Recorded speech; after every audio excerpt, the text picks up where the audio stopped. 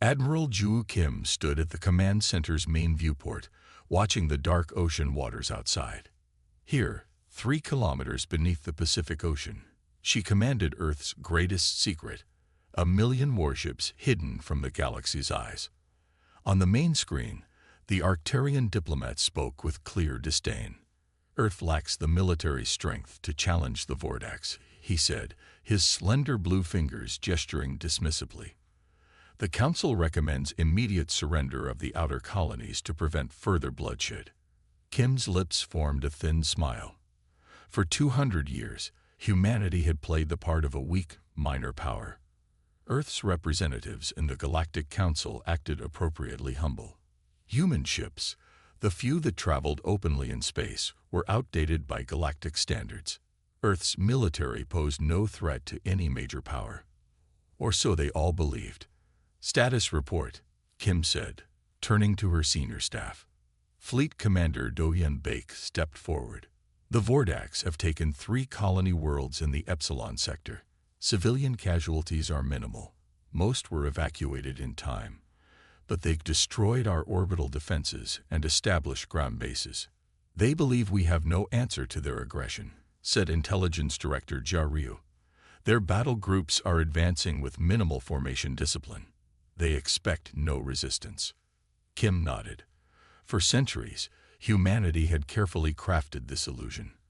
After first contact revealed how technologically outmatched Earth was compared to the older galactic civilizations, Earth's nations had made a unified decision. Rather than attempt to catch up through conventional means, they would hide their true capabilities. The underwater shipyards began construction 237 years ago. Built into ocean trenches and beneath continental shelves, these massive facilities operated in complete secrecy. No satellites could penetrate the kilometers of seawater. No visiting alien delegation was ever allowed near the construction sites. Year after year, decade after decade, the fleet grew. 1 ship became 10, 10 became 100, 100 became 1,000, and now 1,000,000 warships waited beneath Earth's oceans, ready to emerge. Kim walked to the central holographic display, where a real-time map showed the Vordax invasion fleet. 83 warships, considered an overwhelming force against Earth's supposed defenses. "The Arcturian representative has informed us we should prepare terms of surrender," Kim said. The command center fell silent. "I think it's time we decline their advice." She pressed her palm against the authentication panel. "This is Fleet Admiral Ju Kim. Authorization code Poseidon Actual 773. Initiate Operation Surface." Throughout the command center, officers moved with practiced efficiency, transmitting the coded signal to bases hidden beneath every ocean on Earth. In the Atlantic, massive underwater doors began to open along the mid-ocean ridge. In the Indian Ocean, what appeared to be seamounts shifted position, revealing launch bays kilometers across. Beneath the Arctic ice, stealth dreadnoughts powered up engines that had never been ignited outside of testing chambers. "All fleet commanders report ready status," Communications Officer Minjin Kang announced. First wave prepared for surface launch. On screens throughout the command center, underwater cameras showed the first vessels beginning their ascent. Sleek destroyers rose through the dark waters, their hulls designed to transition smoothly from ocean depths to vacuum of space. "The Vordax embassy is demanding explanation for the energy signatures they're detecting," said Director Ryu, listening to reports through her earpiece. "Orbital monitoring stations are picking up anomalies in every ocean basin." Kim nodded. "Let them wonder a little longer." In his flagship orbiting Mars, Vordax Commander Threld was receiving increasingly frantic reports from his scouts near Earth. "Something's happening in Earth's oceans," his sensor officer reported. "Energy signatures unlike anything in our database. Movement patterns suggesting large-scale launches." Threll's second-in-command laughed. "Launches? The humans possess barely 300 military vessels, most outdated by our standards." But the sensor officer wasn't laughing. "Sir, I'm tracking hundreds of objects breaking the ocean surface. Now thousands. The count keeps rising. On Earth, Admiral Kim had moved to the Tactical Command Station. The first wave, 50,000 warships, had broken surface and were moving into low orbit. The second wave was beginning its ascent. "Vordak's command frequency is active with emergency transmissions," reported Officer Kang. "They're ordering all ships to battle stations." Kim nodded.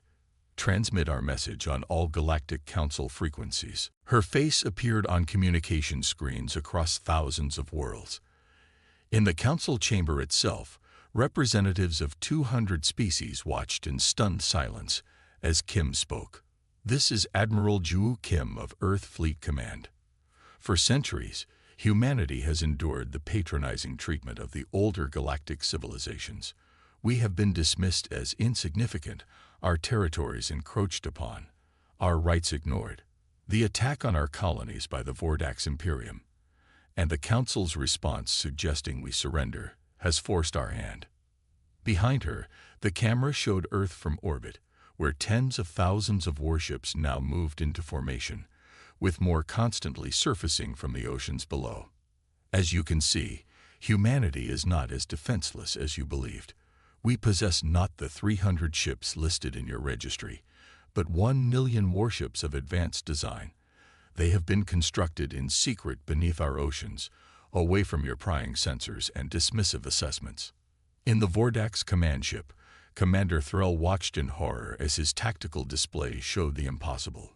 Earth, the supposedly minor power, was launching more ships than the combined fleets of the 3 largest empires in the galaxy.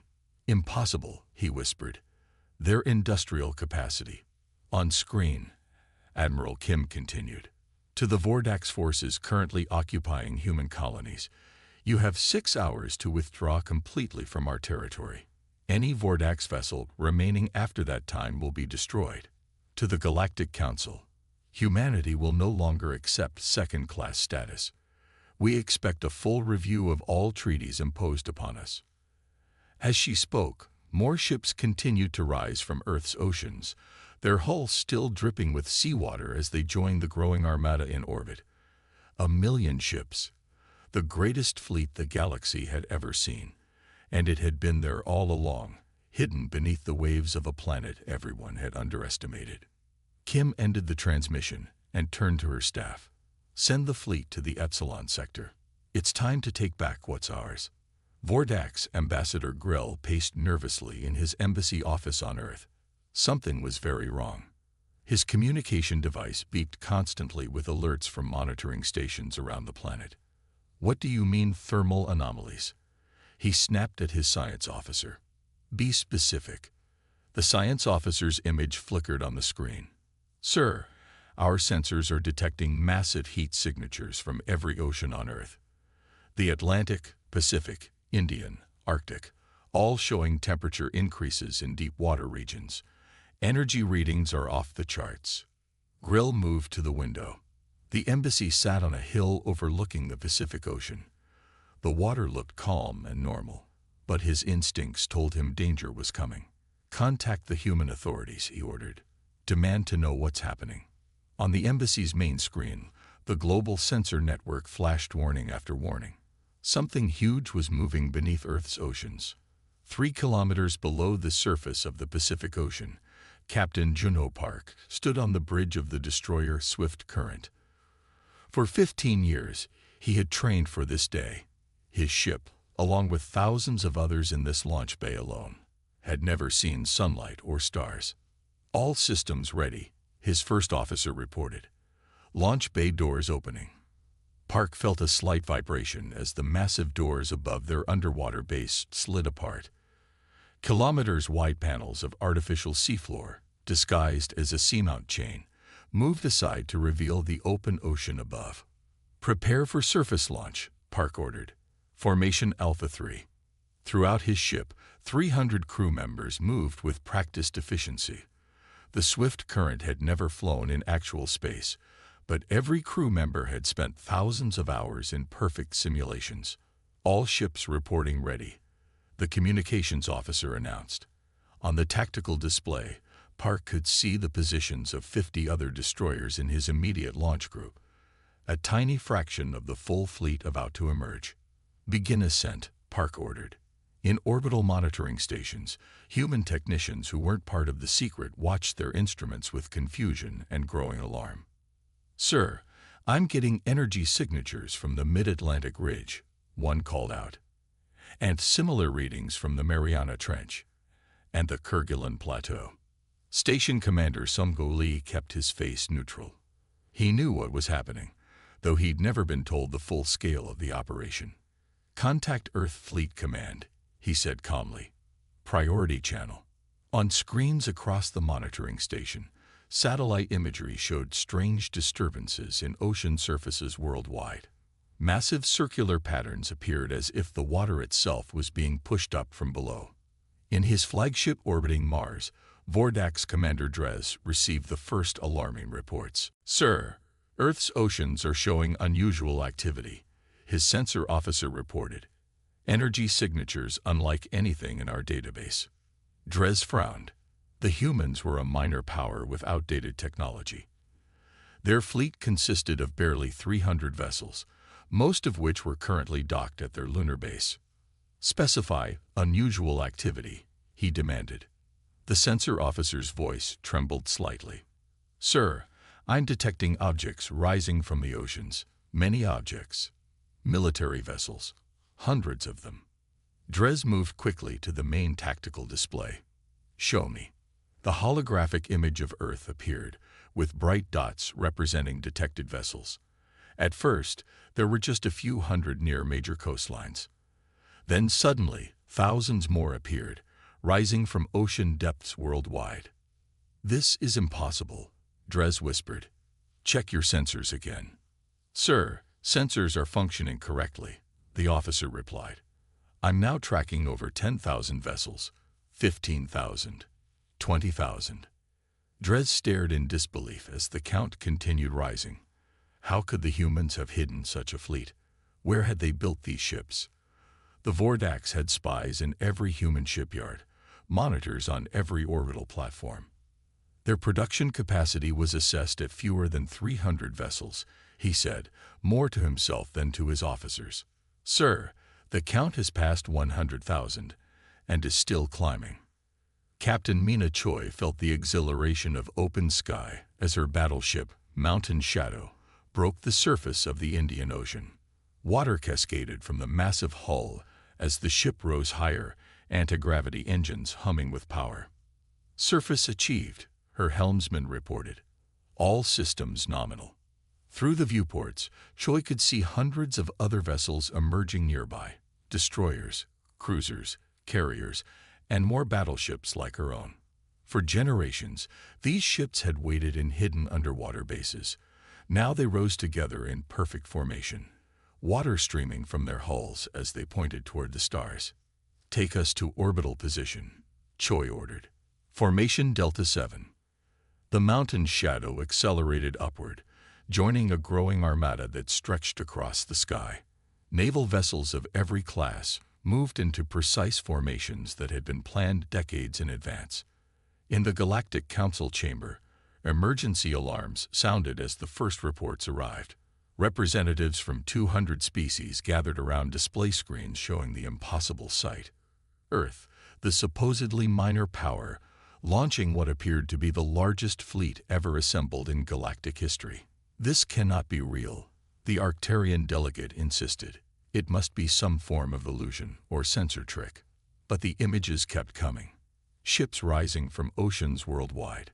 Vessels of advanced design with weapon systems that matched or exceeded those of the major powers. And the numbers kept growing. Commander Dres watched in horror as his tactical officers continued the count. 500,000 vessels detected, 600,000, 700,000. Each number felt like a physical blow.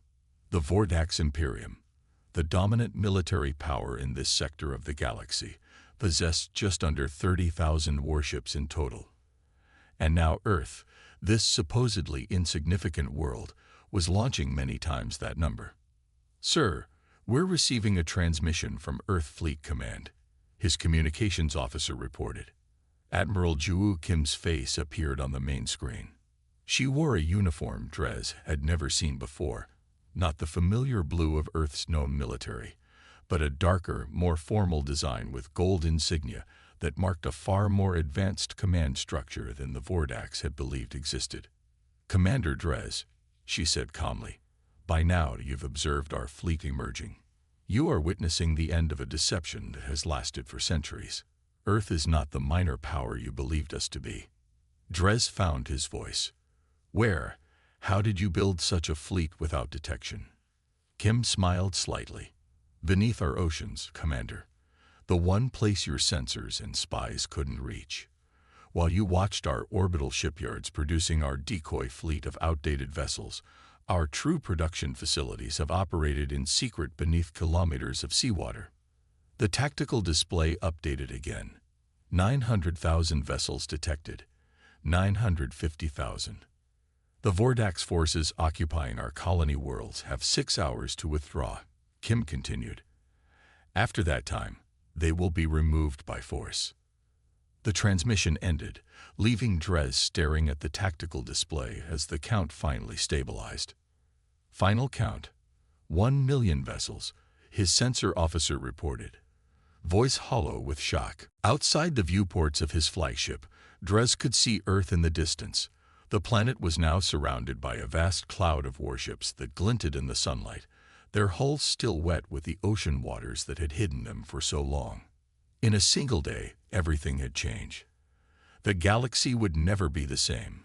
The enormous chamber of the Galactic Council was built to impress. Towering columns of rare metals supported a ceiling that displayed a perfect map of the known galaxy. 200 representatives sat in curved rows, each from a different species.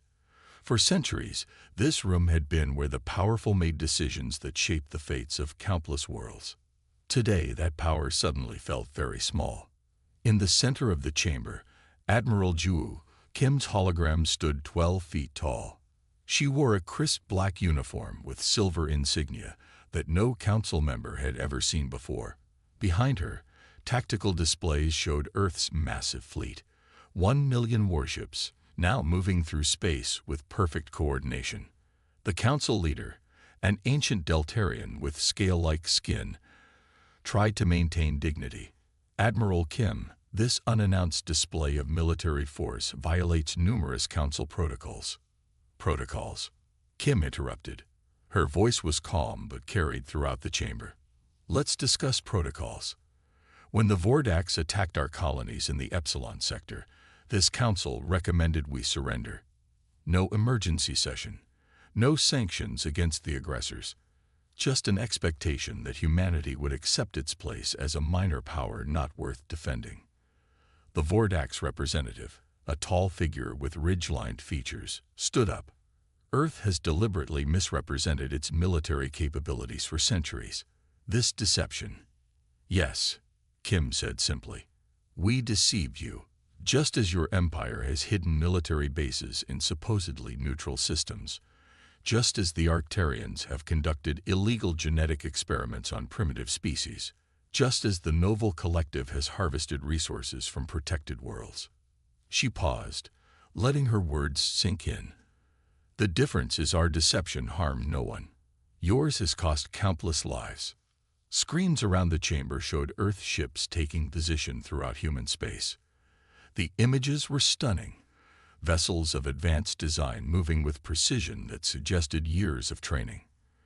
"For generations," Kim continued, "humanity has been dismissed as a minor power. We've endured territorial encroachments, unfair trade restrictions, and now outright aggression against our colonies. The Vordax believed they could annex human worlds with impunity, and this council stood by. Today, that changes. At the edge of the Epsilon system, Fleet Commander Tahoe Park stood on the bridge of the dreadnought Ocean Depth. His battle group, 50,000 ships, had just completed their faster-than-light jump into the system. Through the main viewport, he could see the Vordax forward base, a massive space station orbiting the gas giant Epsilon IV. "Status report," Park ordered. His second-in-command, Captain Yuna Lee, looked up from her console. 27 Vordax warships detected in system. Their communication channels are chaotic. They've spotted our arrival, but can't believe the numbers they're seeing. Park nodded. The Vordax invasion force had expected minimal resistance. What they were seeing now was impossible by their understanding of human capabilities. Open a channel to the Vordax commander, Park ordered. On the main screen, a Vordax officer appeared. His ridge-lined face showed a mixture of shock and anger. This is Fleet Commander Tahoe Park of Earth Fleet Command. Your forces have illegally occupied human territory. You have 6 hours to withdraw completely from this system. Any ships remaining after that time will be destroyed. The Vordax commander's jaw tightened. This is Commander Zelf of the Imperial Third Fleet. We don't recognize your authority in this system. The planets here are now under Vordax protection. Park allowed himself a small smile. Look outside your viewport, Commander Zelf. Count our ships. Your force of 27 vessels is now surrounded by 50,000 Earth warships. This is not a negotiation. It is a courtesy notice. Lee muted the transmission temporarily. Sir, we're intercepting their internal communications. They're desperately calling for reinforcements. Park nodded. They won't come. Admiral Kim has deployed similar forces to every occupied system simultaneously. Back in the council chamber, the representatives watched in stunned silence as tactical displays showed Earth's fleet surrounding Vordax forces throughout human space. This is our official notice to the Galactic Council, Admiral Kim continued. Humanity will no longer accept being treated as a minor power. We have the strength to defend our territory and interests. We expect this body to adjust its policies accordingly. The Arcturian representative stood. Unlike the angry Vordax, she seemed genuinely curious. Admiral, how did Earth manage to build such a fleet without detection? Our monitoring systems cover every known shipyard in human space. Kim nodded. A fair question. While you monitored our orbital facilities producing our decoy fleet, our true production took place beneath Earth's oceans. The water provided both natural shielding from your sensors and abundant resources for construction. For 3 centuries, we've been building in secret while presenting ourselves as a modest, unthreatening power. Murmurs spread through the chamber. 300 years of deception. 1 million ships hidden from the most sophisticated monitoring networks in the galaxy. And the technology? Asked the novel representative. These vessels display capabilities beyond what Earth was believed to possess. We focused our research in areas that would not be visible to outsiders, Kim replied. While demonstrating outdated propulsion systems in our visible ships, we developed advanced drive technology in our underwater facilities. The same applies to weapons, shields, and communication systems.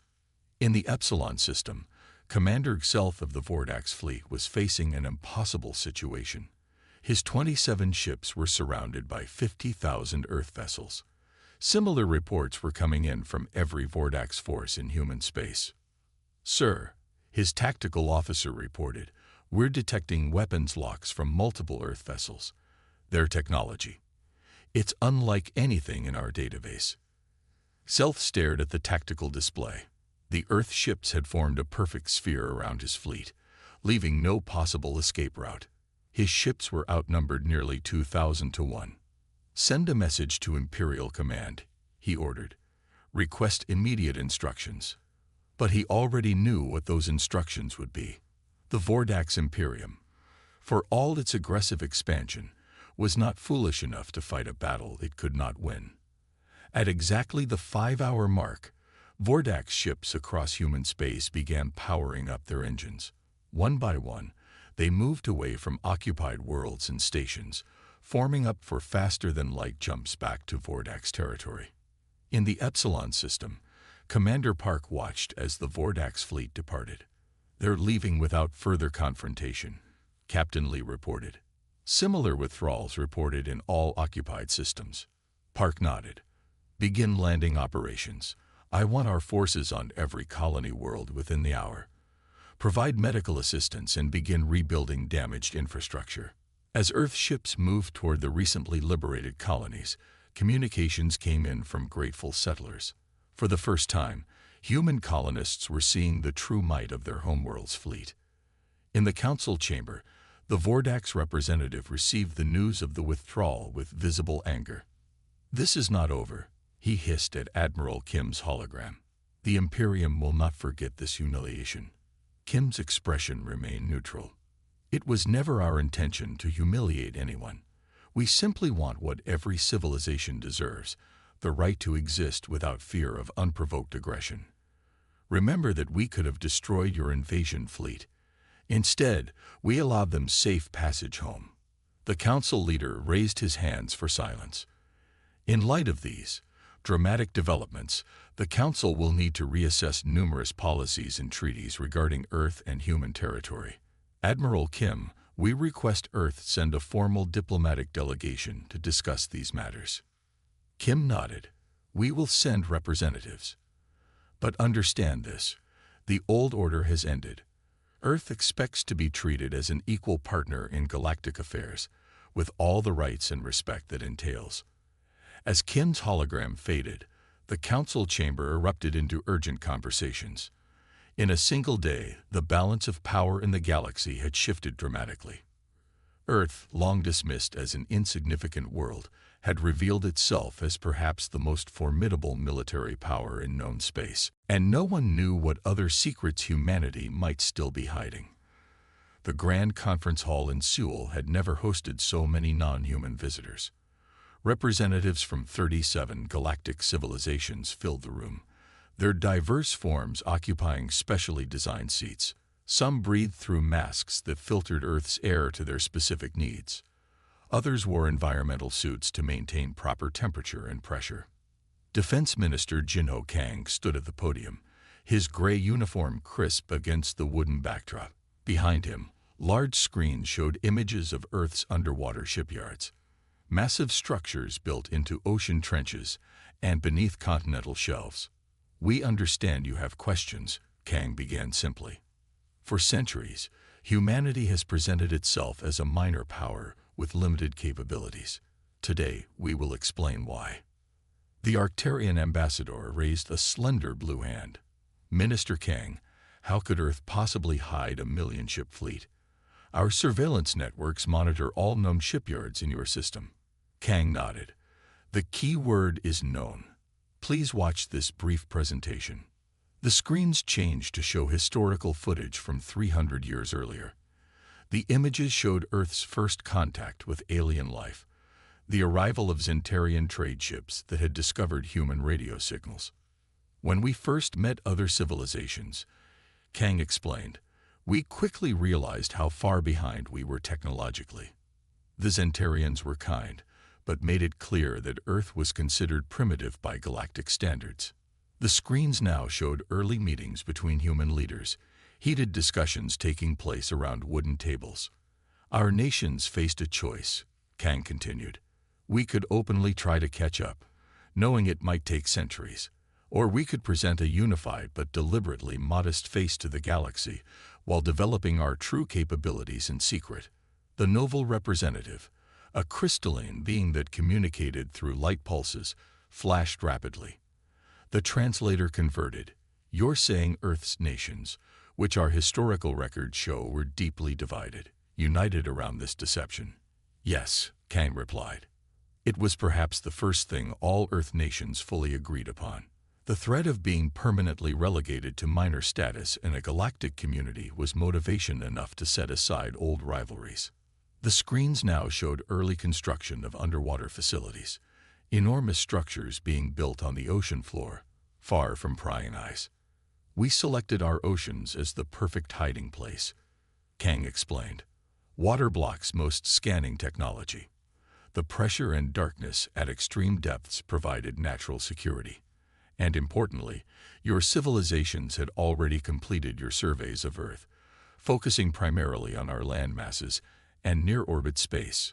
The Vordak's representative, still angry from his empire's humiliation, stood up. "This level of deception violates numerous council protocols on transparent military disclosure." Kang remained calm. "Which the Vordak's Imperium has also violated by hiding military installations in supposedly neutral systems. The difference is our deception threatened no one. We built this fleet for defense, not conquest. In another part of the complex, Chief Engineer Mina Choi led a smaller group of technical experts through an exhibition of Earth's underwater technology. Unlike the political meeting with Minister Kang, this gathering focused on the engineering achievements that had made the secret fleet possible. The oceans were our greatest ally, Choi explained as she showed detailed models of the underwater shipyards. They provided both concealment and the resources we needed for construction. A Deltarian engineer studied the models with 6 eyes, each focusing on different details. These facilities are remarkable, but the power requirements must be enormous. How did you hide the energy signatures? Choi smiled and pressed a button.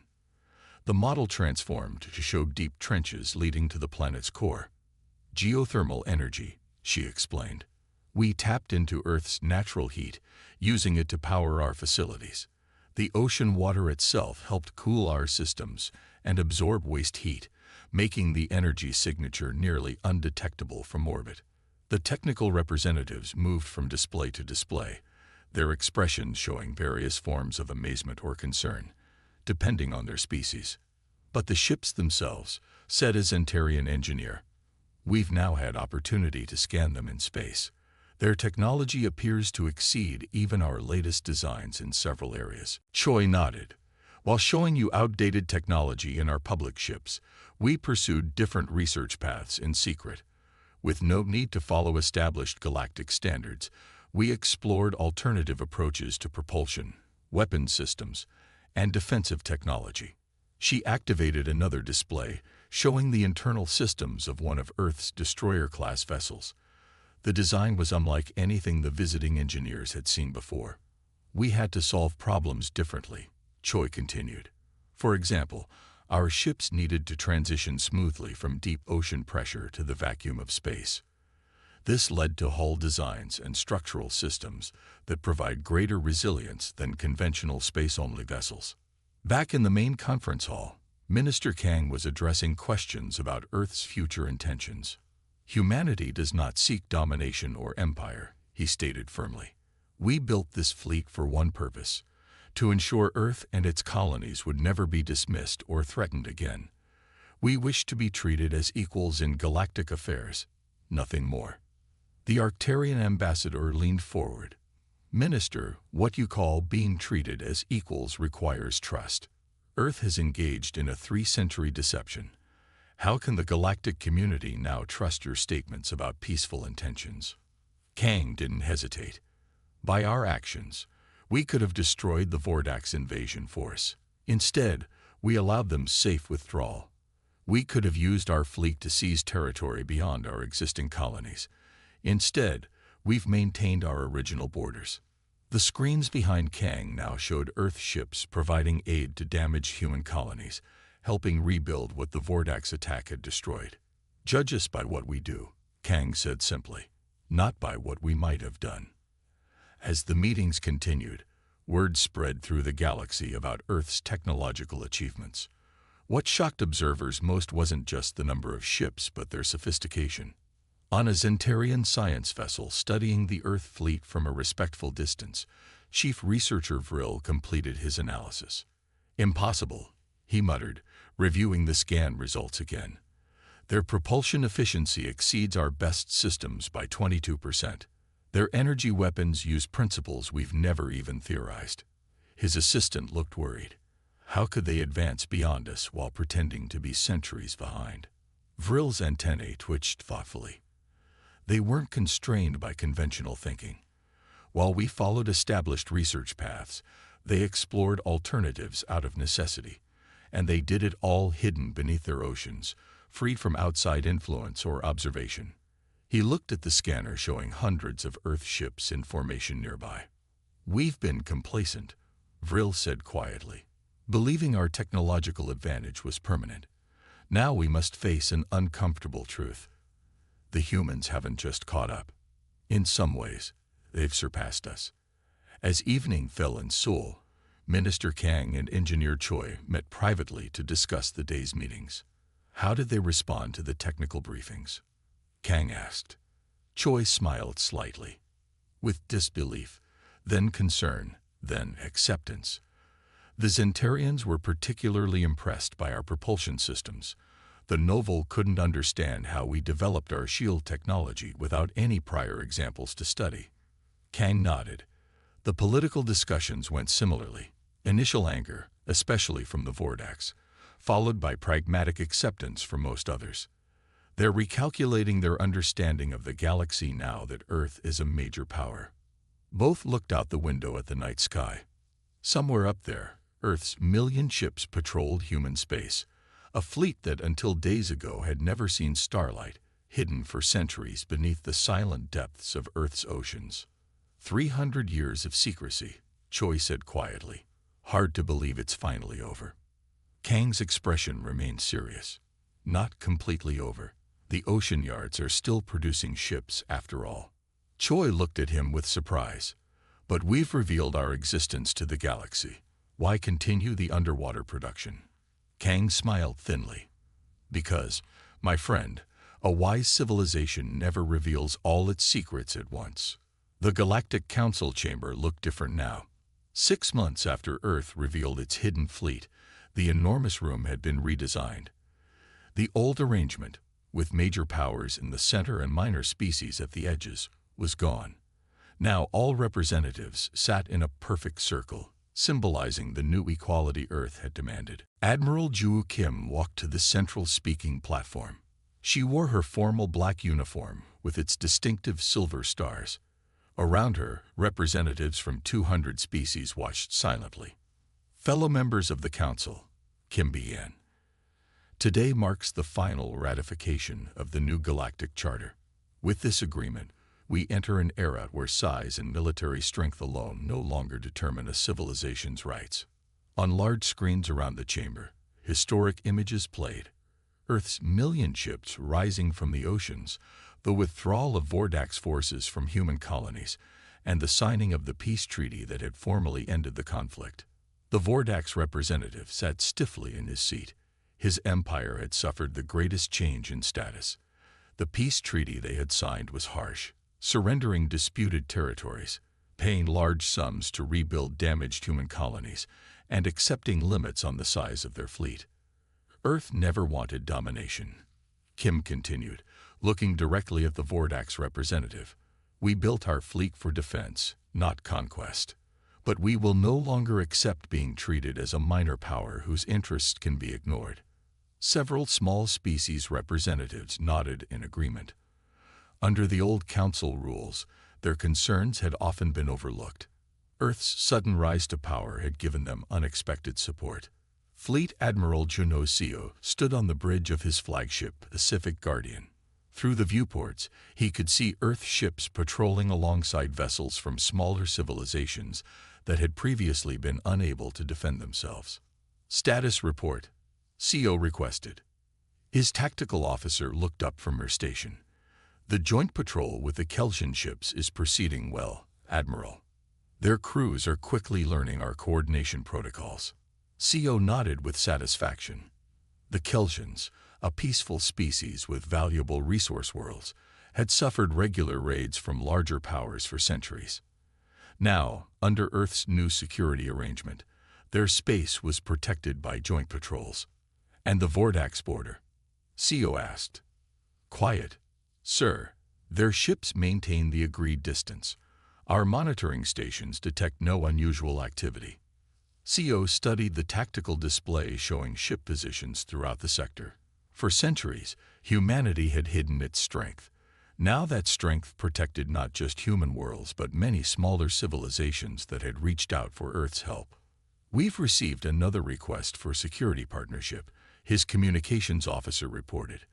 The Trillion Confederation is asking for joint patrols along their outer colonies. Seo considered this. The Trillions controlled valuable trade routes, but had little military strength.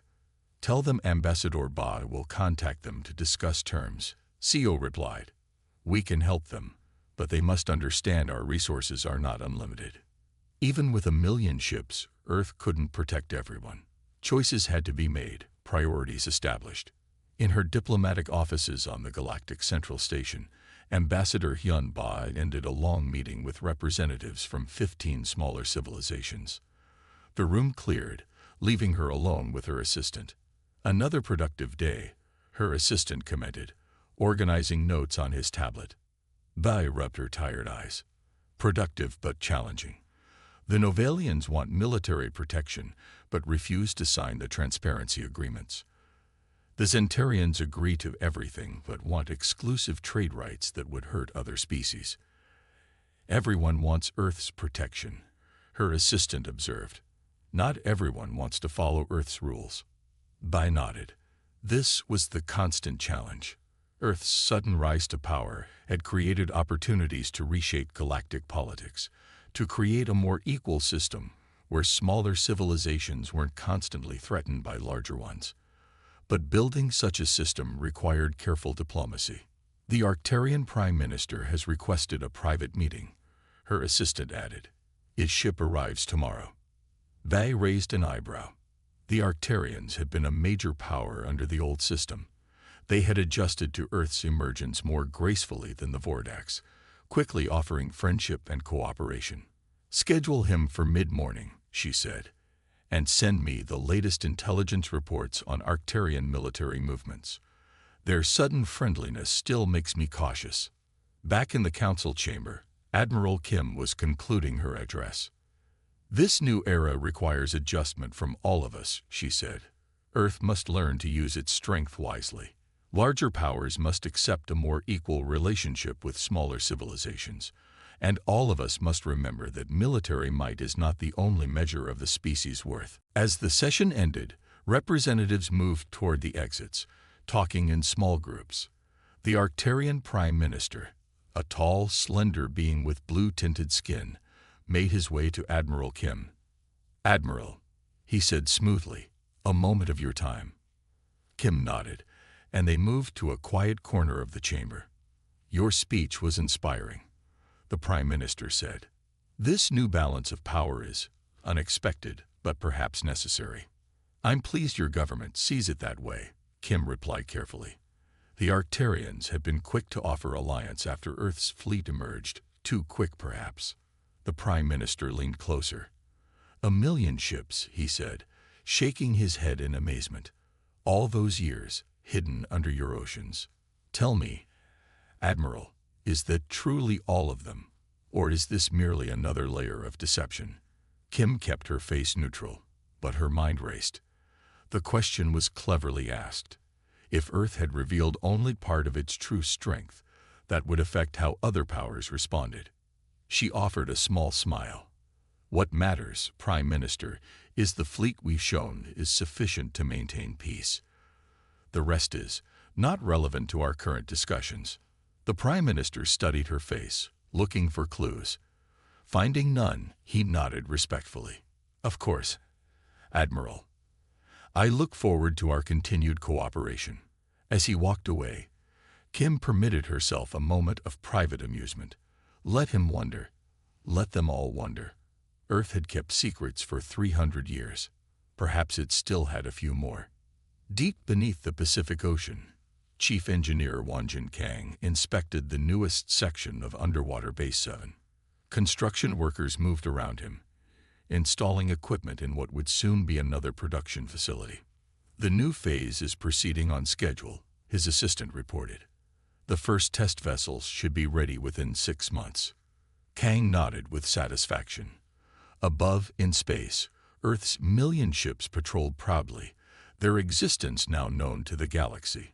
But here, beneath the waves, humanity's work continued in secret. The ocean waters still hid Earth's greatest advances, technologies too revolutionary to reveal even now, ships designed for missions beyond conventional warfare, and production capabilities that continued to expand. "Has Admiral Kim approved the final designs?" Kang asked. His assistant nodded. "She sends her compliments. She believes these new vessels will ensure Earth's security for generations to come." Kang looked around at the enormous facility, hidden kilometers beneath the ocean surface. For 300 years, humanity had deceived the galaxy. That deception had ended, but Earth's determination to control its own destiny remained as strong as ever. Above, the galaxy was adjusting to a new balance of power. Below, beneath Earth's silent oceans, humanity prepared